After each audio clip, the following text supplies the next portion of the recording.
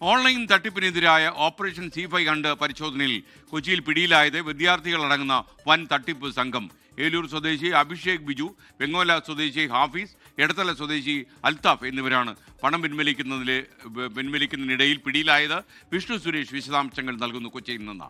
Vishnu, good morning. വിവരങ്ങൾ. Good morning. ഇന്നലെ സംസ്ഥാന വ്യാപകമായി നടന്ന ഓപ്പറേഷൻ സൈഹണ്ടിൽ 264 പേരുടെ അറസ്റ്റാണ് റെക്കോർഡ് ചെയ്തത്. അതിൽ വിദ്യാർത്ഥികൾ അടങ്ങുന്ന ഒരു വൻ സംഘം പിടിയിലായത് എറണാകുളത്ത് നിന്നാണ്. ഈ സംഭവം ഇങ്ങനെയാണ്. ഏലൂരിൽ ഒരു കേസ് രജിസ്റ്റർ ചെയ്ത അഭിഷേക് ബിജു എന്ന് പറയുന്ന ഒരാളെ അറസ്റ്റ് ചെയ്യുന്നു.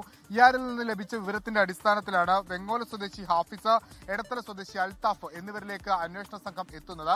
അന്വേഷണ സംഘം ഈ പ്രതികളെ പിടികൂടുന്ന ഘട്ടത്തിൽ ഇവർ ATM-ൽ നിന്ന് ഇവരുടെ അക്കൗണ്ടിലേക്ക് എത്തിയ തട്ടിപ്പ് പണം പിൻവലിച്ച് പുറത്തിറങ്ങുകയായിരുന്നു. അതായത് ഇവർ പോളിടെക്നിക്കിൽ പഠിക്കുന്ന വിദ്യാർത്ഥികളാണ്. ഇത്തരത്തിൽ ഈ തട്ടിപ്പിന് അക്കൗണ്ടുകൾ കൈമാറുന്ന വഴി ഇവർക്ക് 5000 മുതൽ 20,000 രൂപ വരെ കമ്മീഷൻ ലഭിക്കും. ആ കമ്മീഷൻ അടിസ്ഥാനത്തിലാണ് ഇവരുടെ അക്കൗണ്ടുകൾ തട്ടിപ്പ് സംഘത്തിന് കൈമാറിയത് എന്നാണ് ലഭ്യമാകുന്ന വിവരം.